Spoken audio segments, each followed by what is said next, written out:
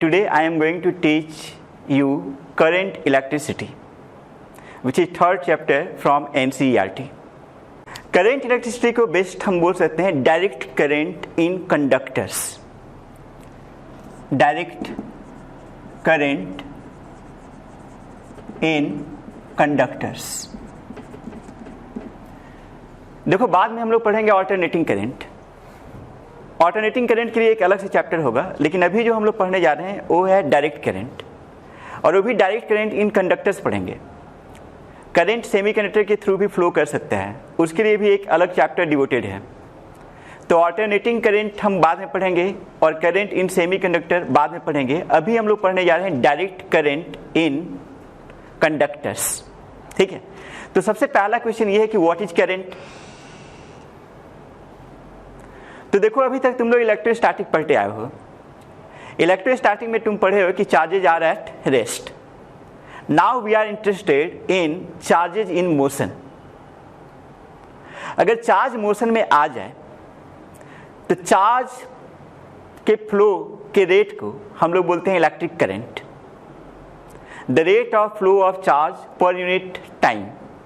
अगर रेट बोल दिए तो पर यूनिट टाइम अपने आप आ गया, तो हम ऐसा बोल सकते हैं कि rate of flow of charge is known as electric current. Okay, तो ये डेफिनेशन स्टैंडर्ड 10th का था, मतलब अभी भी यही डेफिनेशन है। लेकिन अगर तुम ऐसा बोलते हो कि I equal to charge upon time, Q means charge and T means time, तो charge upon time is not current, this is average current. This is what? Average current. तो charge upon time is average current, और charge को हम लोग delta Q से note कर सकते हैं और टाइम को डेल्टा टी से नोट कर सकते हैं। तो average current is charge upon time. अगर तुमसे पूछ दिया जाए कि व्हाट इज करंट, तो करंट के लिए हम लोग limit delta t tends to 0 लेंगे। करंट के लिए limit delta t tends to 0 लेंगे, और इस केस में delta q upon delta t becomes d Q upon D t, and this is current I. ठीक है, तो अगर हम करंट बोल रहे हैं तो current means instantaneous current. Current means instantaneous current meaning D Q upon D t. और अगर delta q upon delta T बोल रहे हैं या फिर रफली क्यू अपॉन टी बोल रहे हैं, तो इसका मतलब है एवरेज करंट। ठीक है, और तुम्हें पता होगा कि current is one of the fundamental quantities. There are 7 fundamental quantities in physics in which current is one. और करंट का एसआई यूनिट होता है ampere. SI unit of current is ampere, and obviously current is a scalar quantity. Current is not a vector quantity, although it has both magnitude and direction. ठीक है, current में magnitude भी होता है, direction भी होता है, but it does not follow triangle law of vector addition, therefore current is a scalar quantity. ठीक है, तो जल्दी जल्दी, तो current is a scalar quantity, S I unit is ampere, capital A. और स्केलर क्यों है? तो स्केलर इसलिए है क्योंकि it does not follow triangle law of vector addition. ठीक है, चलो इस पे एक दो न्यूमेरिकल कर लेते हैं। Suppose there is a surface of any cross sectional area. मान लो कि सरफेस का क्रॉस सेक्शनल एरिया ए है, और इसमें चार्ज फ्लो कर रहा है लेफ्ट साइड से राइट साइड की तरफ +4 कूलम, और राइट साइड से लेफ्ट साइड में कुछ चार्ज फ्लो कर रहा है -4 coulomb in time 2 seconds. Time कितना है? 2 सेकेंड्स है। ठीक है, और तुमसे पूछा कि व्हाट इज एवरेज करंट, तो कुछ बच्चे बोलोगे कि इसका आंसर विल बी 0। तो इसके पहले एक चीज तुम्हें जानना होगा कि direction of current is taken along the flow of positive charge. मतलब जिस साइड में पॉजिटिव चार्ज फ्लो करता है उस साइड में डायरेक्शन ऑफ करंट लेते हैं। इसको हम ऐसा ही बोल सकते हैं कि जिस साइड में नेगेटिव चार्ज फ्लो करता है उसके अपोजिट साइड में डायरेक्शन ऑफ करंट होता है। ठीक है, तो अगर पॉजिटिव चार्ज राइट साइड में जा रहा है तो करंट राइट साइड में होना चाहिए। ठीक है, और नेगेटिव चार्ज लेफ्ट साइड में जा रहा है तो भी करंट किधर होगा, राइट साइड में, मतलब ओवरऑल करंट राइट साइड में होगा। और जो नेट चार्ज होगा वो 4 कूलम माइनस 4 कूलम नहीं लेंगे, वो हम लेंगे 4 कूलम प्लस 4 कूलम। क्यों? क्योंकि माइनस 4 कूलम जिस साइड में जा रहा है उसके अपोजिट साइड में करंट होता है, ठीक है। तो इसलिए अगर तुमसे पूछा जाए कि व्हाट इज एवरेज करंट, तो एवरेज करंट के लिए यहाँ पे हम लोग चार्ज लेंगे 4 कूलम प्लस 4 कूलम और टाइम लेंगे 2 सेकेंड, विच इज 8/2। 8/2 कितना मिल गया, 4, तो 4 एम्पियर, ठीक है। तो सिंपल प्रॉब्लम था, यहाँ पे कंफ्यूज नहीं करना है कि चार्ज इज 0, ठीक है। चलो नेक्स्ट क्वेश्चन करते हैं। मान लो कि एक चार्ज पार्टिकल है जिसपे चार्ज है Q and it is revolving in a circle of radius r such that its time period is capital T। कुछ इस तरह से दिया हुआ है कि एक चार्ज पार्टिकल है जो कि सर्कुलर पाथ पे रिवॉल्व कर रहा है, इस पे चार्ज है Q, रेडियस r है और इसका टाइम पीरियड है कैपिटल T। तो बताना है कि व्हाट इज इक्विवेलेंट करंट। तो जब भी इस तरह का क्वेश्चन हो जाए तो equivalent current is given by charge upon time period, ठीक है। तो यहाँ पे अगर तुमसे पूछा जाए कि व्हाट इज इक्विवेलेंट करंट, तो इक्विवेलेंट करंट होगा Q upon its time period और time period is capital T। Similarly अगर एक ऐसा क्वेश्चन दे दिया जाए कि एक रिंग है जिसपे चार्ज Q है, एक रिंग है जिसपे चार्ज Q है और वो रोटेट कर रहा है about its axis with angular speed omega या angular frequency omega. Once again, एक रिंग है जिसपे चार्ज Q है और वो अपने एक्सिस पे रोटेट कर रहा है विथ एंगुलर स्पीड ओमेगा। तो बताना है तुम्हें कि व्हाट इज करंट। तो यहाँ पे करंट मीन्स इक्विवेलेंट करंट, और इक्विवेलेंट करंट के लिए फिर से कॉन्सेप्ट होगा कि एक टाइम पीरियड में जितना चार्ज रिवॉल्व कर जा रहा है अपॉन टाइम पीरियड, ठीक है।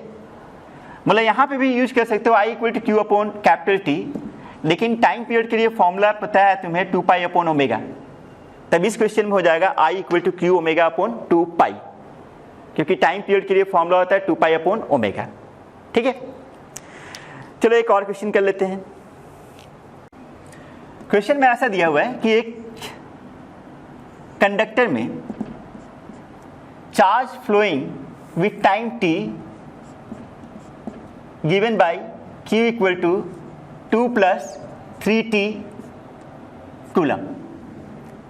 यहाँ टाइम सेकेंड में है और चार्ज कूलम में है। तो बताना है कि what is current at t equal to 0 second. क्या बताना है? Current at t equal to 0 second. तो अगर current at t equal to 0 second बताना है तो तुम जानते हो कि I equal to D Q upon D T होता है, ठीक है। तो D Q upon D T जब करोगे तो तुम्हें मिलेगा 3, तो I equal to 3 ampere. Obviously I time पे डिपेंडेंट नहीं है, तो टाइम 0 सेकेंड हो, 1 सेकेंड हो, 2 सेकेंड हो या कोई भी सेकेंड हो, करंट विल बी 3 एम्पेयर। तो अगर तुमसे पूछा जाए कि at t equal to 0 current क्या होगा, तो करंट इज 3 एम्पियर, ठीक है। एक और प्रॉब्लम, नेक्स्ट प्रॉब्लम में ऐसा दिया हुआ है कि current at time t is given bye 2 plus 3t ampere where t is in second and I is in ampere। तो तुम्हें बताना है कि t इक्वल टू 0 से t इक्वल टू 2 सेकेंड तक कितना चार्ज फ्लो करेगा। t इक्वल टू 0 से t इक्वल टू 2 सेकेंड तक कितना चार्ज फ्लो करेगा, ठीक है। तो इस क्वेश्चन में I दिया हुआ है और हमें बताना है कि t equal to 0 to t equal to 2 second तक how much charge will flow. तो देखो तुम्हें पता है कि I is d Q upon D t और हमें बताना है Q, तो डी क्यू को लिख सकते हो I डी टी।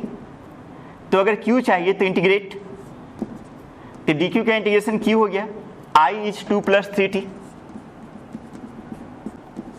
और टाइम कहाँ से कहाँ तक, तो 0 से 2 सेकेंड तक, तो लिमिट ले लो 0 से 2, ठीक है। इसको इंटीग्रेशन करोगे तो मिलेगा 2t plus 3t square upon 2, limit 0 और 2 अगर पुट करोगे तो 2 2 जा 4, 3 into 4 upon 2 means 3 into 2 which is 6। 0 put करने पे 0 आएगा, मीन्स 10 कूलम, तो t इक्वल टू 0 से t इक्वल टू 2 सेकेंड तक total 10 coulomb charge will flow. ठीक है, तो करंट में हम लोग जल्दी जल्दी रिवाइज कर ले रहे हैं क्या क्या पढ़े हैं। तो एवरेज करंट के लिए charge upon time, instantaneous current या current is dq upon dt। Current का डायरेक्शन उस साइड में होगा जिस साइड में पॉजिटिव चार्ज फ्लो करेगा, या फिर करंट का डायरेक्शन नेगेटिव चार्ज के फ्लो के अपोजिट डायरेक्शन में होगा। And current is a scalar quantity. ठीक है, इसके बाद एक नेक्स्ट टॉपिक पढ़ने जा रहे हैं जिसका नाम है current density. Current density, suppose there is a surface of cross sectional area A and current I is passing perpendicular to this surface. Then current density is defined as I upon A, means current per unit area is known as current density, and best this is known as average current density. Current per unit area passing perpendicular through an area is known as average current density. Suppose ऐसा हो जाए कि current area के perpendicular नहीं है, वो किसी angle पे है। ठीक है, मान लो कि इस एरिया का एरिया वेक्टर इस साइड में है, एरिया वेक्टर सरफेस के परपेंडिकुलर होता है, और करंट एरिया वेक्टर के साथ एंगल बना रहा है theta. Then current is given by integral j dot dA, and j dot dA means j dA cos theta. ठीक है, इस फॉर्मूला को हम लोग को सीबीएसई में नहीं पढ़ना है। We have to use this formula in competitions like JEE main और जेई एडवांस्ड। ठीक है, तो जेई मेन और जेई एडवांस के लिए we have to use I equal to integral J D A cos theta. लेकिन अगर बोर्ड के बारे में बात करें या एनसीईआरटी के बारे में बात करें तो current density is given by I upon A. ठीक है, current is given by I equal to integral J dot d A. J dot d A बोलने का मतलब ये हुआ कि जे और एरिया वेक्टर का डॉट प्रोडक्ट है। तो current is dot product of current density and area vector, therefore current is a scalar quantity. देखो तुम्हें पता है कि करंट स्केलर क्वांटिटी होता है, तो करंट स्केलर क्वांटिटी होता है उसका एक रीजन तो ये है कि current does not follow triangle law and parallelogram law of vector addition, और दूसरा रीजन ये है कि current is dot product of current density and area vector. तो dot product gives a scalar quantity, therefore current is a scalar quantity. देखो current density के लिए formula था J equal to I upon A, this is average current density, और main formula था I equal to integral J dot d ए। अगर इसमें J uniform हो जाए, अगर J यूनिफॉर्म हो जाए तो हम लोग लिख सकते हैं I equal to J dot A. ठीक है, और J डॉट ए को लिख सकते हो J cos थीटा। तो चलो एक दो सिंपल प्रॉब्लम करते हैं। मान लो कि एक कंडक्टर है जिसका क्रॉस सेक्शनल एरिया है 2 mm स्क्वायर, और इसमें करंट पास कर रहा है 2 ampere perpendicular to this cross sectional area, और बोल दिया कि बताओ कि इसके लिए करंट डेंसिटी क्या होगा। तो ये तो सिंपल क्वेश्चन है, इसके लिए डायरेक्ट तुम बोल सकते हो J equal to I upon A. I कितना है तो 2 एम्पियर है, और एरिया कितना है 2 mm स्क्वायर। तो mm स्क्वायर को अगर मीटर स्क्वायर में कन्वर्ट करोगे तो 10 का पावर माइनस 6 से मल्टीप्लाई करना होगा। यहाँ 2 कैंसिल हो गया, मिला 10 का पावर 6। यूनिट क्या होना चाहिए, तो करंट का एम्पियर, एरिया का मीटर स्क्वायर, तो एम्पियर पर मीटर स्क्वायर। ठीक है, तो current density is 10⁶ ampere per metre square in this problem. ठीक है, इसके बाद नेक्स्ट क्वेश्चन करते हैं। मान लो कि इस तरह का एक सिलेंड्रिकल कंडक्टर है। ठीक है,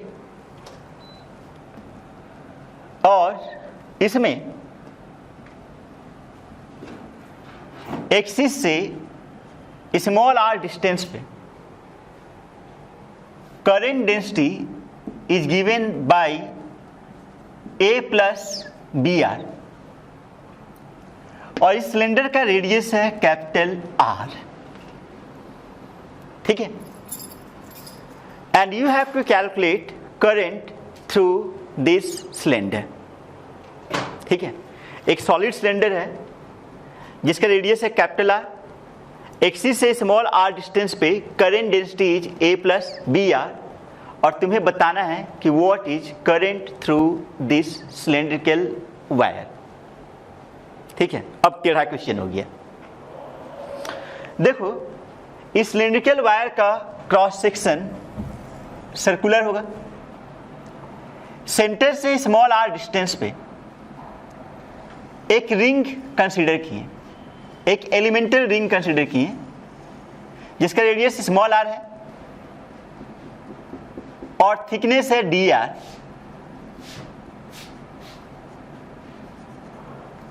तो इस स्मॉल रिंग का एरिया होगा dA इक्वल टू इसका circumference into thickness, circumference is 2 pi r, thickness is dr, ठीक है। तो इस क्रॉस सेक्शनल एरिया के थ्रू जो करंट पास करेगा वो होगा J डॉट dA। इस क्रॉस सेक्शनल एरिया के थ्रू जो करंट पास करेगा उसका नाम दे दिए DI, and DI is J dot dA। Luckily J और dA दोनों सेम ही डायरेक्शन में है, ठीक है। तो J dot dA is J dA cos 0 degree, J is A plus B R, dA is 2 pi r dr, तो मिलेगा 2 पाई into A R plus B R square dr, ठीक है। तो di मिल गया, लेकिन हमें चाहिए नेट करेंट। तो net current is integration of di, means इसका इंटीग्रेशन, तो उसमें 2 पाई कांस्टेंट है, बाहर निकाल लो, तो A R plus B R square dr का इंटीग्रेशन, और लिमिट कहाँ से कहाँ तक, तो 0 से कैपिटल R तक, तो लिमिट लेंगे 0 से कैपिटल R तक, तो 2 पाई ए आर का इंटीग्रेशन होगा A R square by 2, B R square का इंटीग्रेशन होगा B R cube by 3, limit 0 से R।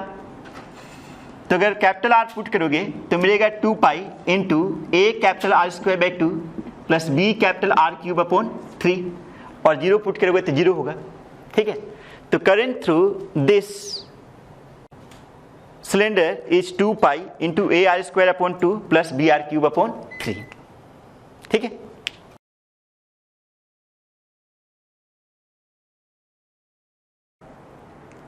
अब हम लोग करंट का मैक्रोस्कोपिक पिक्चर देखेंगे। Suppose there is a conductor, मान लो कि इस तरह का एक कंडक्टर है, and just for the sake of convenience this is a cylindrical conductor. अगर तुमसे पूछा जाए कि व्हाट इज कंडक्टर, तो हम बोल सकते हैं कंडक्टर में फ्री इलेक्ट्रॉन्स होते हैं। कंडक्टर बोलने का सिंपल मीनिंग ये होगा कि इट हैज फ्री इलेक्ट्रॉन्स या मोबाइल इलेक्ट्रॉन्स, ठीक है। तो कंडक्टर के अंदर इलेक्ट्रॉन्स होता है और इलेक्ट्रॉन्स रैंडम डायरेक्शन में इधर उधर मूव करते रहते हैं। तो कंडक्टर्स के अंदर बहुत सारे फ्री इलेक्ट्रॉन्स होते हैं और ये रैंडम डायरेक्शन में मोशन में रहते हैं, ठीक है। तो अगर मान लो इस इलेक्ट्रॉन पे हम फोकस करें तो इलेक्ट्रॉन इधर इधर इधर इधर ऐसे जा रहा होगा, तो कंडक्टर में इलेक्ट्रॉन्स इधर उधर मूव कर रहा होगा, लेकिन इट्स एवरेज वेलोसिटी इज 0। अब मान लो कि एक कंडक्टर को एक बैटरी से कनेक्ट कर लिए, तो अगर एक कंडक्टर को एक बैटरी से कनेक्ट कर दें, तुम लोग स्टैंडर्ड 10th में पढ़े होगे कि सेल को हम लोग इस तरह से रिप्रेजेंट करते हैं, इस साइड में पॉजिटिव टर्मिनल है और इस साइड में नेगेटिव टर्मिनल है, ठीक है। तो इधर पॉजिटिव टर्मिनल है, इधर नेगेटिव टर्मिनल है, तो इसके कारण इस साइड में हायर पोटेंशियल होगा और इस साइड में लोअर पोटेंशियल होगा। और अगर इधर हायर पोटेंशियल है, इस साइड में लोअर पोटेंशियल है, या तुम ऐसा बोल सकते हो कि इस साइड में पॉजिटिव है और इस साइड में नेगेटिव है, तो electrons will start moving towards positive side. मतलब जितना भी इलेक्ट्रॉन्स होगा इस साइड में जाना शुरू करेगा, लेकिन जब इलेक्ट्रॉन्स जाना शुरू करेगा तो बहुत सारे इलेक्ट्रॉन्स हैं, इलेक्ट्रॉन्स के बीच में कोलिजन्स भी होगा, इलेक्ट्रॉन्स के बीच में कोलिजन्स भी होगा। जैसे एक एग्जांपल लेते हैं, मान लो कि एक बड़ा सा हॉल है और हॉल में बहुत सारे आदमी बैठे हुए हैं, अराउंड 1000 पर्सन्स, और अचानक से एक साइड में आग लग गई तो सारे लोग भागना शुरू करेंगे। सारे लोग किधर भागना शुरू करेंगे? तो सारे लोग गेट की तरफ भागना शुरू करेंगे। तो ओवरऑल सबका वेलोसिटी गेट की तरफ होगा, लेकिन भागने के ड्यूरेशन में कोलिजन्स भी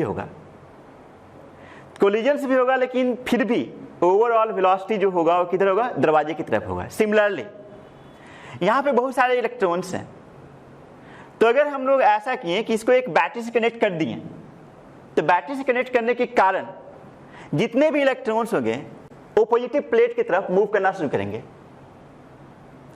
और सबका एक एवरेज वेलोसिटी होगा, and this average velocity is known as drift velocity. ठीक है, तो drift velocity is the average velocity of charge carriers meaning electron, proton. ठीक है, तो the average velocity with which charge carriers move on the application of electric field is known as drift velocity. Once again, the average velocity with which electrons या charge carriers move on the application of electric field is known as drift velocity। और drift velocity का बड़ा important role है electric current में।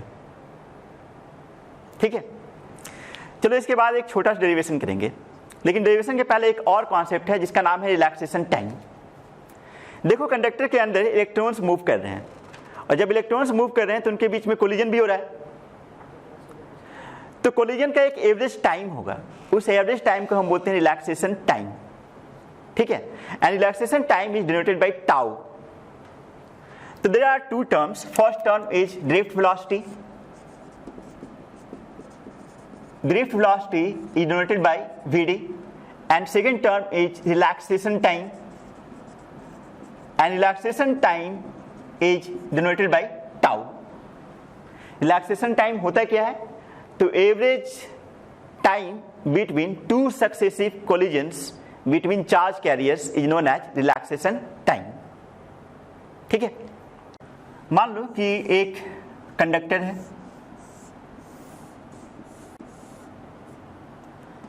और इस conductor को एक बैटरी से कनेक्ट कर दिए, तो इस साइड में हायर पोटेंशियल, इस साइड में लोअर पोटेंशियल।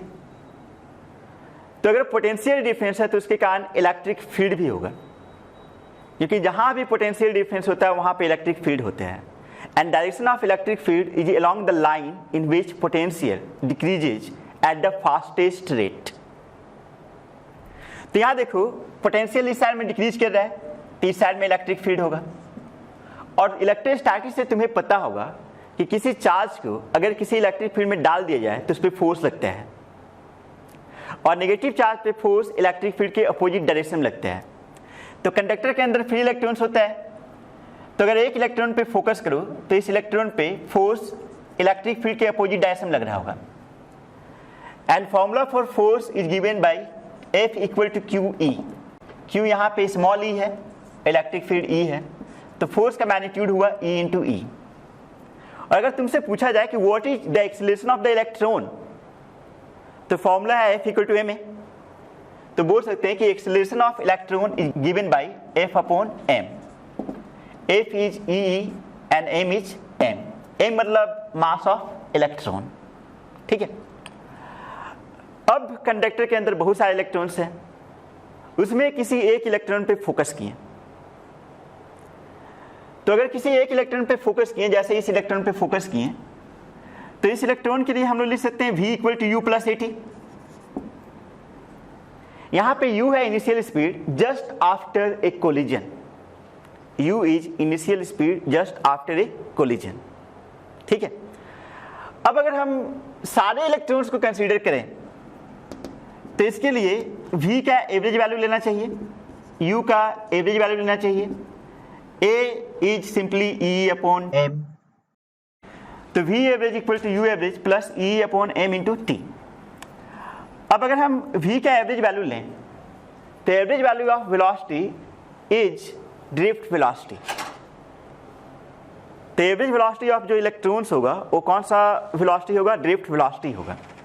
ठीक है, और U एवरेज मतलब वेलोसिटी का average value just after a collision, and it is 0, ठीक है। और टाइम का जो एवरेज वैल्यू होगा it comes out to relaxation time which is tau, ठीक है। तो v average is v drift means drift velocity, u average is 0, e is e, m is m and t is tau. अब अगर vector के बारे में बात करें तो देखो इलेक्ट्रिक फील्ड राइट साइड में है, लेकिन इलेक्ट्रॉन्स मूव कर रहा है लेफ्ट साइड में विथ एवरेज वेलोसिटी vd।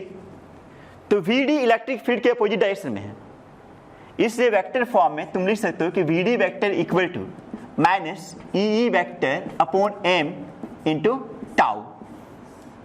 और ये बड़ा इंपॉर्टेंट रिजल्ट है। अब इसके बाद हम लोग एक रिलेशन पढ़ने जा रहे हैं between drift velocity and current density. तो next is relation between drift velocity and current density. Once again, consider a conductor whose cross-sectional area is A, length is L, and there are obviously free electrons. तो मान लो कि number of electrons per unit volume is n, ठीक है। हम क्या मान रहे हैं, n equal to number of electrons per unit volume, ठीक है। हम पूरा नंबर ऑफ इलेक्ट्रॉन्स नहीं बता रहे हैं, हम लोग क्या बता रहे हैं, number of electrons per unit volume. तो अगर इस कंडक्टर का क्रॉस सेक्शनल एरिया पता और लेंथ पता है तो इसका तुम वॉल्यूम बता सकते हो। वॉल्यूम कितना होगा, तो एरिया इंटू लेंथ। और अगर number of electrons per unit volume को वॉल्यूम से मल्टीप्लाई कर दिया जाए तो you will get number of electrons, ठीक है। तो नंबर ऑफ इलेक्ट्रॉन्स को अगर वॉल्यूम से मल्टीप्लाई कर दिए तो we will get number of electrons, ठीक है। तो V है A इंटू L। और अगर नंबर ऑफ इलेक्ट्रॉन्स पता है तो we can calculate charge. Charge is Q equal to N into E, मतलब number of electrons into E, ठीक है। तो charge Q is given by number of electrons which is NaL into E, ठीक है। और अगर चार्ज पता हो गया तो वी कैन कैलकुलेट करंट या एवरेज करंट। तो average current is given by I equal to Q upon T। Q is NaLe, तो Q की जगह पे लिख दो NaLe, T इज T, और L अपॉन T मतलब distance upon time is speed. और ये कौन सा स्पीड होगा, ड्रिफ्ट स्पीड, ठीक है। L upon T is average speed which is drift speed, तो NaE इंटू VD, ठीक है। तो इससे तुम्हें मिला I equal to NeA into VD। और ये बड़ा इंपॉर्टेंट रिजल्ट है from board point of view as well as for competitions. Board में कभी कभी ये डेरिवेशन आता है फॉर 2 मार्क्स, तो इसको मगअप कर लेना है, ठीक है। अच्छा, अगर I आ गया तो we can calculate J which is current density, ठीक है। तो अगर तुमसे पूछा जाए कि व्हाट इज J, तो J is I upon A, I is NeA VD and A is A cancel out तो मिला NeVD, ठीक है। तो you have to remember I equal to NeA VD। अब एक बड़ा इंपॉर्टेंट चीज है कि drift velocity is very small. मतलब ड्रिफ्ट वेलोसिटी का जो मैग्नीट्यूड होता है, मतलब ड्रिफ्ट स्पीड, वो बहुत स्मॉल होता है, मतलब अराउंड 1 mm पर सेकेंड या उससे भी कम। चलो एक न्यूमेरिकल कर लेते हैं तो आइडिया क्लियर होगा, ठीक है। मान लो कि एक कॉपर का कंडक्टर है जिसका क्रॉस सेक्शनल एरिया है 1 mm and number of electrons per unit volume is 10⁻29 per meter cube, and the current in the conductor is 2 ampere, and you have to calculate drift velocity, ठीक है। तो देखो question में n पता है, a पता है, I पता है, and we have to calculate VD। तो इसके लिए फॉर्मूला है I equal to NeA VD, ठीक है। तो I equal to NEA VD, तो यहां से VD को लिख सकते हो I अपॉन NEA। ठीक है, I कितना है तो 2 एम्पियर, N कितना है तो 10 का पावर 29, E कितना होता है तो 1.6 इंटू 10 की पावर -19, और एरिया है 1 mm स्क्वायर, 1 mm स्क्वायर। तो 1 mm स्क्वायर को अगर मीटर स्क्वायर में कन्वर्ट करोगे तो मिलेगा 10 का पावर -6। ठीक है, तो 10 का पावर 29, 10 का पावर -19 हो गया 10 का पावर 10, और उसमें से -6 कर दिए तो 10 का पावर 4, 10 का पावर 4 ऊपर ले गया तो 10 का पावर -4। ठीक है, तो 2 अपॉन 1.6 इंटू 10 का पावर -4, 2 अपॉन 1.6 तो 16 बन जा 16, और 4 0 बचा, 16 2 जा 32। ठीक है, तो मिलेगा 1.25 इंटू 10 की पावर -4 मीटर पर सेकेंड। तो 1.25 इंटू 10 का पावर -4 मीटर पर सेकेंड कितना हुआ 0.125 मिलीमीटर पर सेकेंड। ठीक है, तो this speed is very small, मतलब drift speed is very small. मतलब कंडक्टर के अंदर अगर करंट फ्लो कर रहा है तो उसमें इलेक्ट्रॉन्स फ्लो के कारण करंट पास करता है, लेकिन speed of electrons is very small. अब तुम बोलोगे कि सर हम घर में जब लाइट स्विच ऑन करते हैं तो करंट तुरंत पास कर जाता है, तो उसका एक एनालॉजी बता रहा हूं। मान लो कि तुम्हारे पास एक पाइप है, मान लो कि इस तरह का पाइप है, ठीक है, और इसके अंदर पानी फुल है। तुम ऐसा करो कि एक साइड प्रेस कर दो, इमीडिएटली दूसरे साइड से पानी बाहर निकल जाएगा। सिमिलरली कंडक्टर को तुम एज्यूम कर सकते हो एक पाइप है जिसके अंदर फ्री इलेक्ट्रॉन्स है, और फ्री इलेक्ट्रॉन्स है वो फुल है। जैसे ही उसके अंदर पोटेंशियल डिफरेंस अप्लाई करेंगे इमीडिएटली इलेक्ट्रॉन्स फ्लो करेगा और सारा इलेक्ट्रॉन्स फ्लो करेगा। लेकिन इसका मतलब ये नहीं है कि लेफ्ट वाला इलेक्ट्रॉन राइट साइड चला गया, राइट वाला इलेक्ट्रॉन ही मूव कर जाएगा। इसलिए अगर हम स्विच ऑन करते हैं तो करंट तुरंत एक साइड से दूसरे साइड फ्लो कर जाता है, लेकिन drift speed is very small. ठीक है, चलो इसके बाद कुछ और पढ़ते हैं। नेक्स्ट हम लोग पढ़ने जा रहे हैं microscopic form of Ohm's law. तुम लोग स्टैंडर्ड 10th में ओम्स लॉ पढ़े होगे। Ohm's law is V equal to I R, जहां V क्या है पोटेंशियल डिफरेंस, I क्या है करंट, और R क्या है रेजिस्टेंस। अब इसी को हम लोग दूसरे फॉर्म में एक्सप्रेस करेंगे जिसको हम बोलते हैं microscopic form of Ohm's law. ठीक है, तो next topic is microscopic form of Ohm's law. Once again मान लो कि एक कंडक्टर है जिसका क्रॉस सेक्शनल एरिया A है, लेंथ L है, और इसको एक बैटरी से कनेक्ट कर दिए। इस बैटरी का पोटेंशियल डिफरेंस V है। अगर बैटरी का पोटेंशियल डिफरेंस V है तो इस कंडक्टर के क्रॉस भी पोटेंशियल डिफरेंस V होगा। ठीक है, और तुम्हें पता होगा कि V और E और D में एक रिलेशन होता है E equal to V upon D, E equal to V upon D। ठीक है, तो इलेक्ट्रोस्टैटिक चैप्टर में हम लोग पढ़े हैं E equal to V upon D। यहाँ D है L, तो E को लिख सकते हो V अपॉन L। ठीक है, और इसके पहले हम लोग ये भी पढ़े हैं कि VD equal to E tau upon M। ठीक है, तो VD equal to E tau upon M, और E की जगह पे लिख सकते हो V अपॉन L, तो E V tau upon M L, this is VD। अगर VD आ गया तो I हम लोग लिख सकते हैं I equal to NEA VD, तो I equal to NEA VD। N तो N ही है, E है, A है, VD की जगह पे लिख दो EV टाउ अपॉन ML। ठीक है, और इसको थोड़ा सिंप्लीफाई कर लो तो मिलेगा NE square tau VA upon ML। अगर I को हम लोग A से डिवाइड कर लें तो मिलेगा करंट डेंसिटी, मतलब J equal to I upon A होता है। तो अगर I अपॉन A कर दें तो यहाँ पे A कैंसिल हो जाएगा और हमें मिलेगा NE square tau m into V upon L. ठीक है, इसका नाम दे दिए इक्वेशन 1।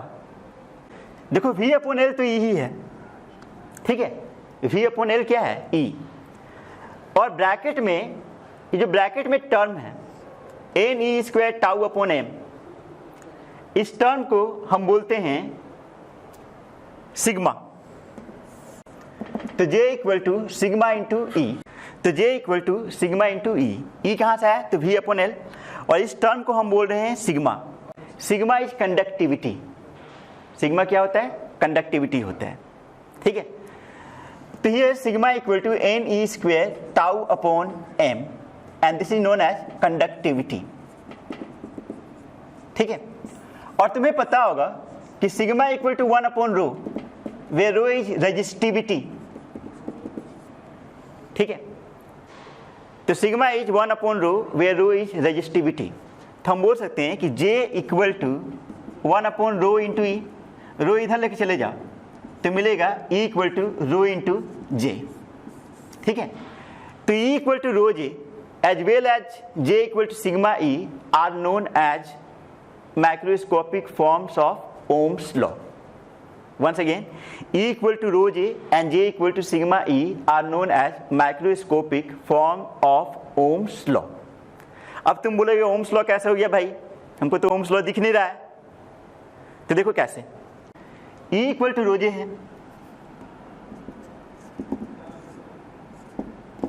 अगर E की जगह पे V अपॉन L पुट कर लो तो मिलेगा V upon L equal to rho into J। ठीक है, और J की जगह पे लिख दो I अपॉन A, इस L को इधर लेके चले जाओ तो मिलेगा V equal to rho L upon A into I। ठीक है, और rho L upon A standard 10th में पढ़े होगे R होता है, where R is resistance. Rho L upon A क्या होता है, रेजिस्टेंस। ठीक है, तो रो L अपॉन A की जगह पे हम लोग लिख सकते हैं R, meaning V equal to I R, where R is rho L upon A। ठीक है, तो देखिए ये ओम्स लॉ आ गया, मतलब E equal to rho J से हम लोग प्रूव कर सकते हैं कि V equal to I R, या वैसे वर्षा भी हम लोग कर सकते हैं। ठीक है, तो इसलिए E equal to rho J and J equal to sigma E are known as macroscopic forms of Ohm's law. ठीक है, resistance is given by R equal to rho L upon A। ठीक है, यहाँ rho is the resistivity, resistivity depends on material, L is the length and A is the cross sectional area. इस formula का use करने के लिए एक बड़ा इंपॉर्टेंट कंडीशन है कि cross sectional area must be uniform, cross sectional area must be uniform. अगर क्रॉस सेक्शनल एरिया यूनिफॉर्म नहीं होगा तो we have to use the technique of integration, और वो हम लोग प्रॉब्लम सॉल्व करते वक्त सीखेंगे।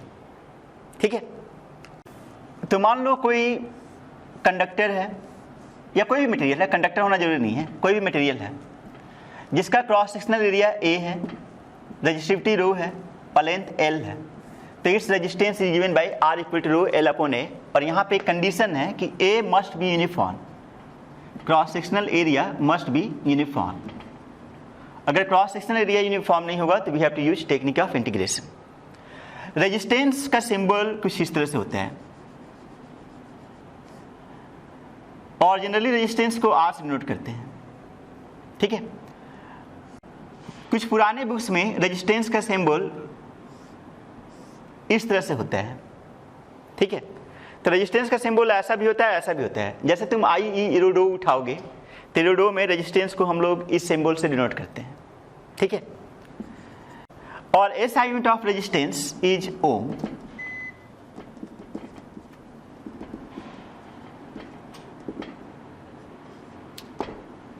ठीक है,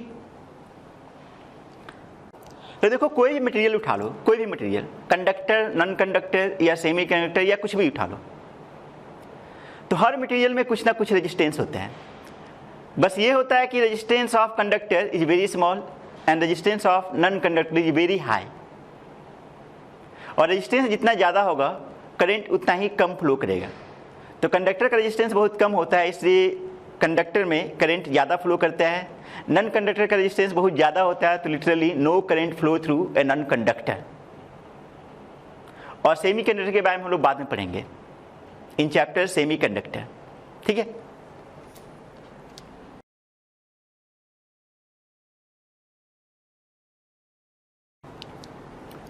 वैसे अगर तुम मार्केट में जाओगे और किसी इलेक्ट्रॉनिक शॉप में चले जाओगे और बोलोगे कि मुझे रजिस्टर चाहिए,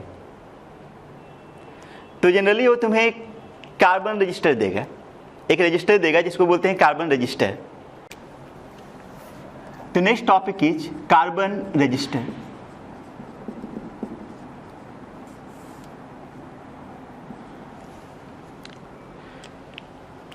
तो carbon resistors are resistors generally of cylindrical shape.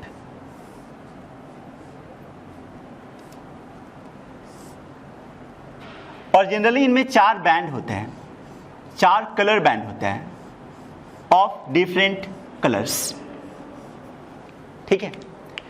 तो कार्बन रजिस्टर में जनरली 4 कलर बैंड्स होते हैं ऑफ डिफरेंट कलर्स, ठीक है। और इन कलर का यूज करके हम लोग कार्बन रजिस्टर का रेजिस्टेंस बता सकते हैं। उसके लिए एक टेक्निक है जिसको हम बोलते हैं B B Roy Great Britain very good wife. कुछ इस तरह से BBROY, तो B B Roy Great Britain very good wife, ठीक है। और इन कलर्स के कॉरस्पॉन्डिंग कुछ नंबर होता है। नंबर स्टार्ट होता है 0 से, 0 1 2 3 4 5 6 7 8 9, ठीक है। और कुछ मल्टीप्लायर्स होते हैं। मल्टीप्लायर्स दिया जाता है in terms of 10 raised to the power of. तो पहला के लिए है 10 raised to the power of 0 which is 1, दूसरा के लिए 10 का पावर 1, तीसरा के लिए 10 स्क्वायर 10 क्यूब, फिर 10 का पावर 4 एंड सो ऑन, ठीक है। लास्ट में क्या होगा 10 का पावर 9। 2 और कलर यूज किया जाता है, एक गोल्ड और दूसरा सिल्वर, ठीक है। इनका यूज किया जाता है इन मल्टीप्लायर्स। गोल्ड के लिए लिया जाता है 10 का पावर -1 और सिल्वर के लिए लेते हैं 10 का पावर -2, ठीक है। इसके बाद एक और चीज होता है जिसको बोलते हैं tolerance. Tolerance is basically percentage error. Tolerance is basically percentage error, ठीक है। तो गोल्ड के लिए परसेंटेज एरर लिया जाता है 5%, सिल्वर के लिए परसेंटेज एरर लिया जाता है 10%, और कभी कभी कोई कलर नहीं रहता है, कलरलेस होता है, तो कलरलेस के लिए लिया जाता है 20%, ठीक है। अब इसका यूज क्या है वो समझो। देखो, मान लो कि this is colour 1, this is colour 2, this is colour 3 and this is colour 4। There may not be colour 4।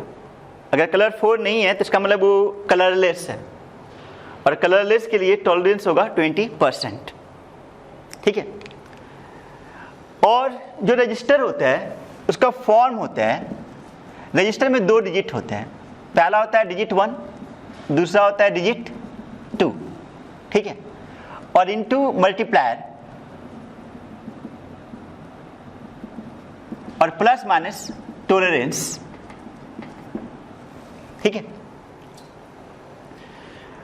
तो जो रेजिस्टेंस होगा उसका फॉर्म है डिजिट 1 डिजिट 2, ये मल्टीप्लाई नहीं है, डिजिट 1 डिजिट 2 मतलब कि 2 डिजिट है, into multiplier plus minus tolerance. Example से क्लियर होगा। वैसे डिजिट 1 दिया जाता है कलर 1 से, डिजिट 2 कलर 2 से, मल्टीप्लायर कलर 3 से और टॉलरेंस कलर 4 से। जैसे मान लो एक कार्बन रजिस्टर है और कार्बन रजिस्टर में फर्स्ट कलर है रेड, सेकेंड कलर है ग्रीन, थर्ड कलर है येलो और फोर्थ कलर है सिल्वर, ठीक है। रेड ग्रीन येलो सिल्वर, और बताना है कि इसका रेजिस्टेंस क्या होगा। तो पहला कलर रेड है, रेड के लिए यहां पे 2 है तो डिजिट 1 होगा 2। दूसरा कलर है ग्रीन, तो ग्रीन यहाँ पे है, ग्रीन के लिए है 5, तो ग्रीन के लिए हो गया 5। तीसरा कलर है वाई, तो मल्टीप्लायर मिलेगा 10 का पावर 4, तो 25 इंटू 10 का पावर 4। फिर प्लस माइनस, चौथा कलर है S, S for silver. Silver के लिए टॉलरेंस कितना है 10%, तो प्लस माइनस 10%। और ये जो दिया हुआ है ये किस यूनिट में है, ओम में है। ठीक है, मतलब कि अगर ऐसा कार्बन रजिस्टर मिल जाए जिसमें पहला कलर रेड हो, दूसरा कलर ग्रीन हो, तीसरा कलर येलो हो और चौथा कलर सिल्वर हो, तब उसका रेजिस्टेंस होगा 25 इंटू 10 का पावर 4 प्लस माइनस 10%। इसको तुम चाहो तो ऐसे भी लिख सकते हो कि 25 इंटू 10 का पावर 4 प्लस माइनस इसका 10% कितना होगा, तो 25 का 10% होगा 2.5, मीनिंग 2.5 इंटू 10 का पावर 4 ओम। ठीक है, तो इस कार्बन रजिस्टर के लिए रेजिस्टेंस हुआ 25 इंटू 10 का पावर 4 प्लस माइनस 2.5 इंटू 10 का पावर 4 ओम। ठीक है, देखो physics is all about measurement and measurement is invalid without tolerance और error. Once again, physics is all about measurement and measurement is meaningless without error और tolerance. There must be some uncertainty और error। चलो इसके बाद एक और example लेते हैं ताकि आइडिया क्लियर हो जाए। मान लो एक कार्बन रजिस्टर है जिसमें पहला कलर है ऑरेंज, दूसरा कलर है येलो, तीसरा कलर है ब्लैक और फोर्थ बैंड है ही नहीं। तो देखो पहला कलर ऑरेंज है, ऑरेंज के लिए 3, तो डिजिट 1 हो गया 3। दूसरा कलर है येलो, येलो के लिए है 4, तो डिजिट 2 हो गया 4 इंटू तीसरा कलर है ब्लैक, ब्लैक के लिए 0, तो 10 का पावर 0 और प्लस माइनस टॉलरेंस, चौथा कलर है ही नहीं, चौथा कलर नहीं है मतलब कि कलरलेस, कलरलेस के लिए एरर कितना है 20%, तो प्लस माइनस 20% यूनिट ओम। तो 10 का पावर 0 इज 1, तो मिला 34 और 34 का 20% मिलेगा 6.8, तो अल्टीमेटली मिलेगा 34 प्लस माइनस 6.8 ओम।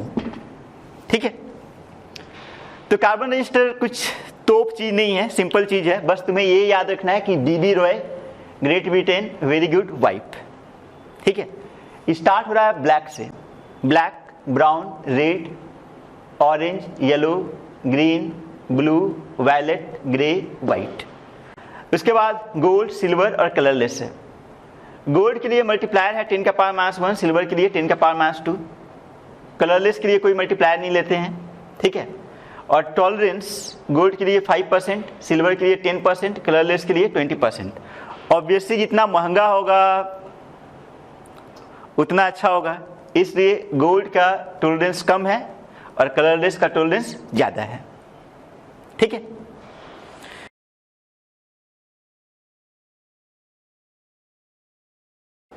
देखो सिग्मा और rho depends on n, n means number of electrons per unit volume, E means electronic charge which is 1.6 into 10 to the power of minus 19 coulomb, tau is relaxation time is average time between two successive collisions and m is the mass of the electrons। अब देखो अगर हम conductor के बारे में बात करें तो conductor has huge number of electrons meaning free electrons, तो कंडक्टर के लिए n का वैल्यू बहुत ज़्यादा होगा। अगर हम ऐसा कर दें कि टेम्परेचर इंक्रीज करना शुरू कर दें, तो अगर टेम्परेचर हम इंक्रीज करें तब उस केस में कंडक्टर में n ऑलमोस्ट कांस्टेंट होगा, टेम्परेचर के साथ रिलैक्सेशन टाइम डिक्रीज करेगा क्योंकि नंबर ऑफ कोलिजन्स बढ़ेगा, इसलिए टाउ का इफेक्ट ज़्यादा होगा, तो हम बोलेंगे कि उसके लिए सिग्मा क्या होगा, कम होगा।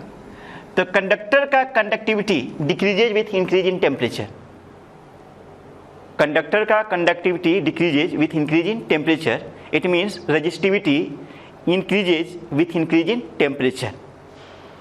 ठीक है, तो किसी कंडक्टर का अगर टेम्परेचर इंक्रीज किया जाए तब उस केस में क्या होगा कि n का इफेक्ट ज़्यादा नहीं होगा लेकिन टाउ डिक्रीज करेगा, टाउ डिक्रीज करेगा, इसके कारण क्या होगा, सिग्मा डिक्रीज करेगा लेकिन रो इंक्रीज करेगा। और रेजिस्टिविटी के लिए एक फॉर्मूला दिया जाता है कि resistivity of a conductor as a function of temperature is given by rho equal to rho not into 1 plus alpha T minus T not, where alpha is known as thermal coefficient of resistivity. Alpha is known as temperature coefficient of resistivity. ठीक है, here rho naught is resistivity of a material at temperature T naught.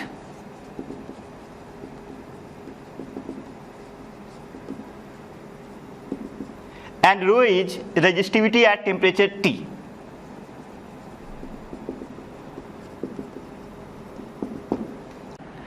अगर resistivity change होगा तो obviously resistance भी change होगा, because R equal to rho L upon A. तो resistance का variation is given by R equal to R naught into 1 plus alpha T minus T naught, where R naught is the resistance at temperature T naught and R is the resistance at temperature T. ठीक है, ये दोनों result यही बता रहा है कि with increase in temperature resistivity of a conductor के बारे में बात कर रहे हैं, इंसुलेटर या फिर सेमीकंडक्टर के बारे में बात नहीं कर रहे हैं। ठीक है, तो with increase in temperature resistivity and resistance of a conductor increases. तो फिर से अगर कोई कंडक्टर है और कंडक्टर का टेम्परेचर इंक्रीज किया जाए तो with increase in temperature tau will decrease, मतलब रिलैक्सेशन टाइम डिक्रीज होगा, लेकिन there will be no much effect on number of electrons per unit volume. तो इफेक्टिवली सिग्मा डिक्रीज होगा, सिग्मा डिक्रीज होगा तो रेजिस्टिविटी क्या होगा, इंक्रीज होगा। और रेजिस्टिविटी के लिए एक फॉर्मूला होता है rho equal to rho not into 1 plus alpha T minus T naught, and this is approximate formula, this is not exact formula. ठीक है, और अगर कंडक्टर के लिए रो वर्सेस टी ग्राफ बनाया जाए, रेजिस्टिविटी वर्सेस टेम्परेचर ग्राफ बनाया जाए, तो कंडक्टर का रेजिस्टिविटी टेम्परेचर के साथ इंक्रीज करता है। ठीक है, तो कंडक्टर का रेजिस्टिविटी टेम्परेचर के साथ इंक्रीज होगा तो रफली ग्राफ कुछ ऐसा होगा। ठीक है, तो ये था कंडक्टर के लिए। अब हम बात करेंगे इंसुलेटर या सेमीकंडक्टर के लिए। इंसुलेटर और सेमीकंडक्टर में अगर टेम्परेचर बढ़ाया जाए तो टेम्परेचर बढ़ाने के साथ टाउ डिक्रीज होगा, लेकिन उसमें एन भी बढ़ेगा, और एन का इफेक्ट ज्यादा होगा, टाउ का इफेक्ट कम होगा। मतलब एन एप्रिसिएबली चेंज करेगा, टाउ बहुत ज्यादा चेंज नहीं करेगा। तब हम बोल सकते हैं कि सेमीकंडक्टर और नॉन कंडक्टर में अगर टेम्परेचर बढ़ाया जाए तो सिग्मा इंक्रीज करेगा, और सिग्मा अगर इंक्रीज करेगा तो रो क्या होगा, डिक्रीज करेगा। ठीक है, तो सेमीकंडक्टर और नॉन कंडक्टर के लिए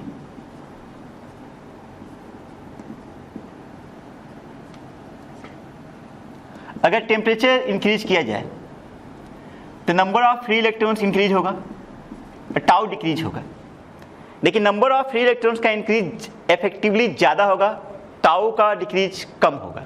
ठीक है, तो हम बोल सकते हैं कि effectively sigma will increase. Sigma बढ़ेगा मतलब कंडक्टिविटी बढ़ेगा, मतलब कंडक्टिंग प्रॉपर्टी बढ़ेगा, लेकिन रेजिस्टिविटी क्या होगा, डिक्रीज होगा, रेजिस्टिविटी डिक्रीज होगा। ठीक है, तो सेमीकंडक्टर और नॉन कंडक्टर का सिग्मा इंक्रीज होगा विथ इंक्रीज इन टेम्परेचर, लेकिन रो डिक्रीज होगा विथ इंक्रीज इन टेम्परेचर। ठीक है, और नॉन कंडक्टर के लिए अगर रो वर्सेस टी ग्राफ बनाया जाए तो नॉन कंडक्टर के लिए रो वर्सेस टी ग्राफ कुछ इस तरह से होगा, मतलब टेम्परेचर बढ़ने के साथ रो क्या होगा, डिक्रीज होगा। ठीक है, इसके बाद कुछ मटेरियल्स होते हैं जिनका रेजिस्टिविटी पे टेम्परेचर का कुछ ज़्यादा इफेक्ट नहीं होता है। फॉर एग्जाम्पल नाइक्रोम, मैग्नीन, तो दीज आर एलोइज, जैसे नाइक्रोम हो गया, मैग्नीन हो गया, एक होता है कांस्टेंट 10। तो ये सब कुछ इस तरह के मटेरियल्स होते हैं जिसमें अगर टेम्परेचर इंक्रीज किया जाए तो रेजिस्टिविटी ज़्यादा चेंज नहीं होता है, रेजिस्टिविटी ऑलमोस्ट कांस्टेंट होता है। इसलिए इनका यूज किया जाता है in making resistance, wire based resistance. Nichrome, constant 10 में अगर टेम्परेचर इंक्रीज किया जाए तो उनका रेजिस्टिविटी बहुत ज़्यादा चेंज नहीं होता है, इसलिए इनका यूज किया जाता है in making wire based resistance. और इनका यूज होगा पोटेंशियोमीटर में, मीटर वायर ब्रिज में, जो कि हम लोग आगे पढ़ेंगे। ठीक है।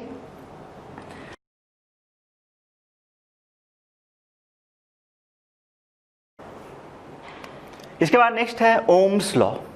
Ohm's law, Ohm's law is V equal to I R. ठीक है। Ohm's law states that at constant physical conditions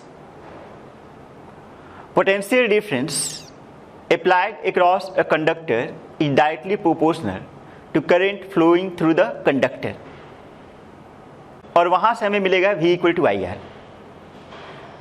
तो स्टेटमेंट तुम स्टैंडर्ड 10 से जानते हो, अभी बस हमें ये जानना है कि V equal to I R. यहाँ V क्या है? पोटेंशियल डिफरेंस, I है current and R is resistance.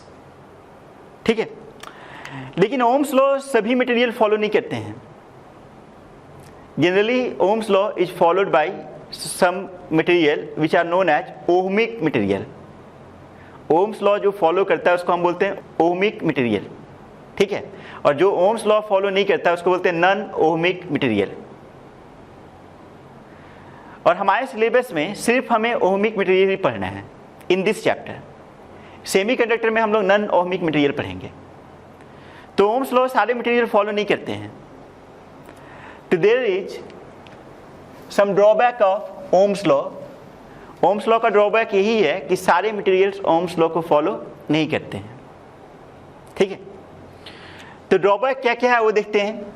तो सबसे पहला ड्रॉबैक ये है कि V I के डायरेक्टली प्रोपोर्शनल होना चाहिए, लेकिन there are some material where V is not proportional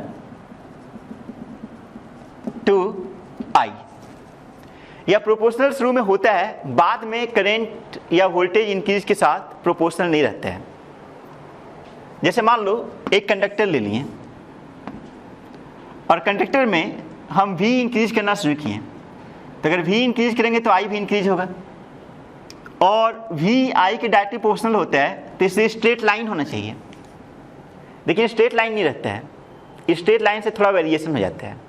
देखो होता क्या है कि अगर हम पोटेंशियल डिफरेंस इंक्रीज करेंगे तो करंट इंक्रीज होगा, और अगर करंट इंक्रीज होगा तो देयर में बी हीटिंग, और अगर हीटिंग होगा तो हीटिंग के कारण रेजिस्टेंस बढ़ेगा। ठीक है।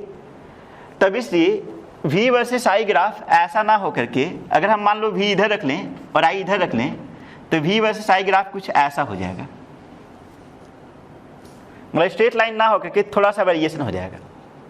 ठीक है। इसके बाद सेकेंड जो ड्रॉबैक है वो है सेमीकंडक्टर के लिए।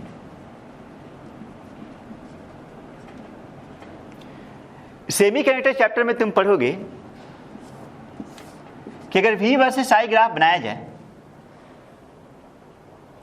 तो V versus I graph straight line नहीं होते हैं, कुछ इस तरह से होता है और कुछ इस तरह से होता है। अगर V पॉजिटिव है तो I पॉजिटिव रहता है, V नेगेटिव है तो I नेगेटिव होता है। ठीक है। तो V पॉजिटिव होने पे I पॉजिटिव है, V नेगेटिव है तो I क्या है? नेगेटिव है। ऐसा किस में होता है? सेमीकंडक्टर में। ये चीज तुम बाद में पढ़ोगे इन सेमीकंडक्टर चैप्टर। ठीक है।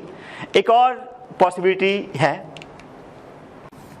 There are some material like gallium arsenide GaAs, जिसमें एक I के क्रॉसपॉन्डिंग दो V होता है।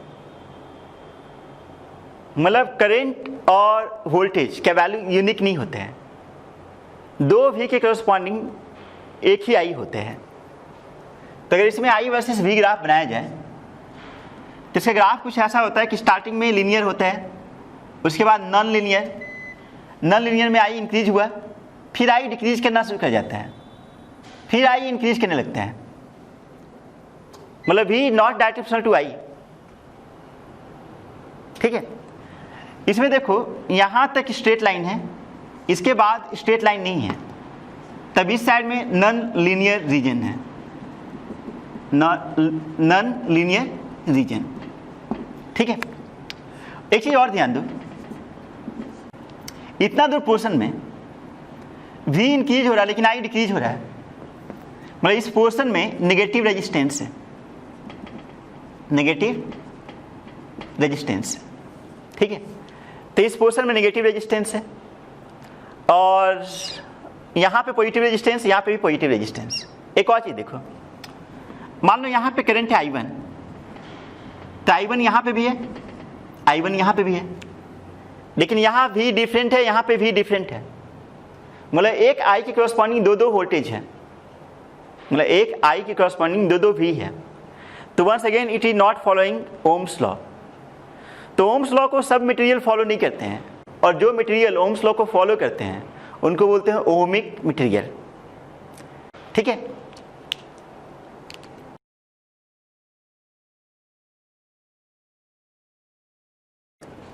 चलो इसके बाद एक और टर्म है जिसको हम बोलते हैं मोबिलिटी। मोबिलिटी, ठीक है।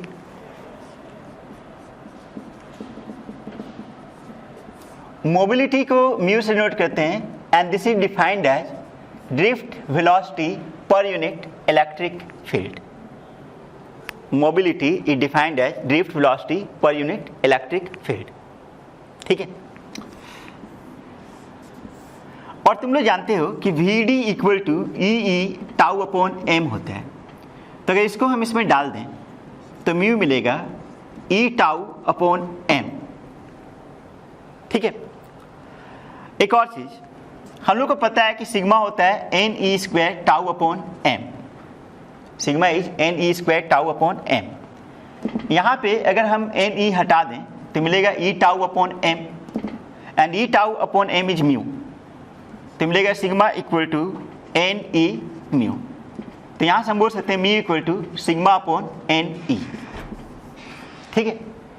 तो बोला जा सकता है कि mobility is drift velocity per unit electric field which is same as e tau upon m which is same as sigma upon n e, ठीक है। मोबिलिटी बताता क्या है? मोबिलिटी और मोबाइल कुछ एक ही जैसा है। अगर मोबिलिटी ज़्यादा होगा तो हम बोल सकते हैं कि फ्री इलेक्ट्रॉन्स या चार्ज कैरियर्स का ड्रिफ्ट ज़्यादा होगा, और मोबिलिटी कंडक्टर्स के लिए ज़्यादा इंपॉर्टेंट नहीं होता है।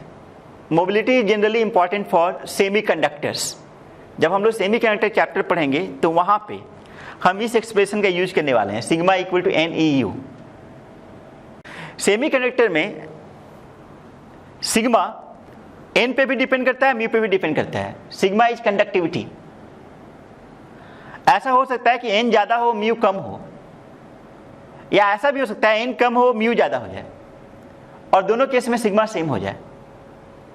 मतलब मान लो कि एक मटेरियल है जिसमें फ्री इलेक्ट्रॉन्स ज़्यादा है लेकिन इसका मोबिलिटी कम है, और एक दूसरा मटेरियल है जिसका फ्री इलेक्ट्रॉन्स कम है लेकिन मोबिलिटी ज़्यादा है, तो दोनों का कंडक्टिविटी सेम हो सकता है, ठीक है। तो मोबिलिटी के बारे में ज़्यादा डिस्कशन हम लोग करेंगे सेमी कंडक्टर चैप्टर में। For the time being you have to keep this in mind कि mobility is defined as drift velocity per unit electric field, ठीक है। And mobility depends on relaxation time, electric field, drift velocity and so on, ठीक है।